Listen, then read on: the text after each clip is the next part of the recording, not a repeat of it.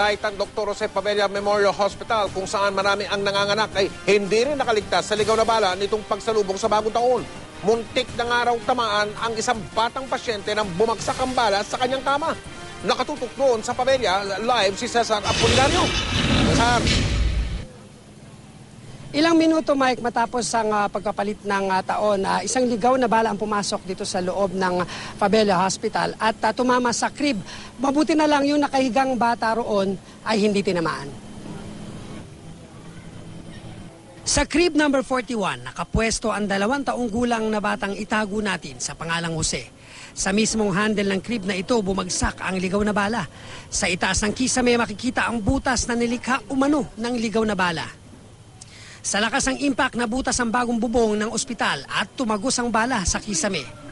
Sa pulang monoblock naman, umuupo ang bantay ng bata at madalas daw humawak sa handle ng crib kapag natutulog. Kala lang po namin wala lang kasi matawag dito parang may kasi parang may lumaglag na 25 centimos, gano'n. Parang watusi lang. Okay. Tapos natapakan ng isang mama. Oo. Akala niya wala lang. Nakita namin may butas, may usok na kasama. Buti na lang wala yung si bakla nga po. Kasi minsan umihiga po yan dun eh. At nakaganon sa crib mismo.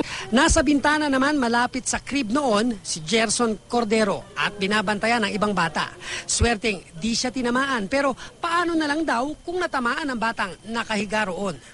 Para pong pumutok na yung thermos. Para may bumagsak. Opo. Okay. Tapos yung po nabulabog lahat ng bata doon. Mismo mga doktor ng Pabella ang nagsabing may insidente na dati ng pagtama ng ligaw na bala sa ospital. Wala ring nasugatan noon.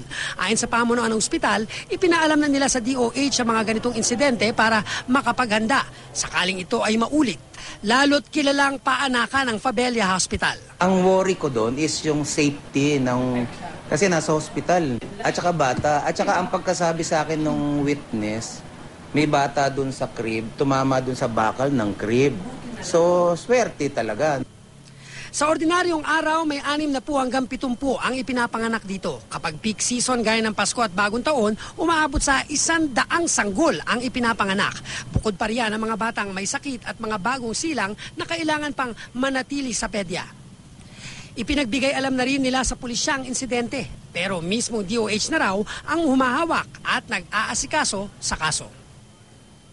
Mike, balikan ko lang yung bata, ang pinangalanan natin siyang Jose dahil hindi natin pwedeng sabihan ang tunay niyang pangalan. Bali may sakit siyang TB meningitis. Alam mo kung makikita mo yung bata, talagang sobrang payat ng bata at wala rin yung bantay niya. Pero sinasabi ng mga nurse doon na pangatlong buhay niya na ito dahil bago nangyari yung pagtama ng bala sa bubong at sa crib nitong batang ito, ay nag-seizure itong bata at medyo umokay na ulit.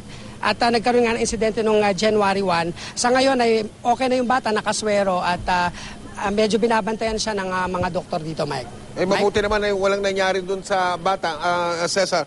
Kamusta naman ang reaksyon ng ibang mga nanganak dyan? At saka yung mga magulang ng mga bata na pinanganak dyan sa Pabella, Cesar?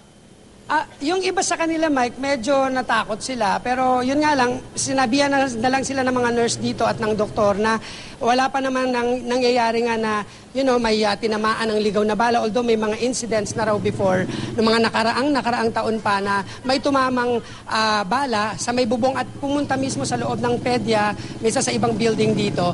Walang tinatamaan, pero ang sinasabi nitong doktor, panahon na raw para ipaalam sa mga otoridad at sa mismong yung walang kumbaga itong irresponsableng nagpaputok na yan na nagpatama ng bala rito. Sana napapanood niya na yung muntik niyang tamaan ay may sakit ng TB meningitis, Mike. Maraming salamat, Cesar Apolinario.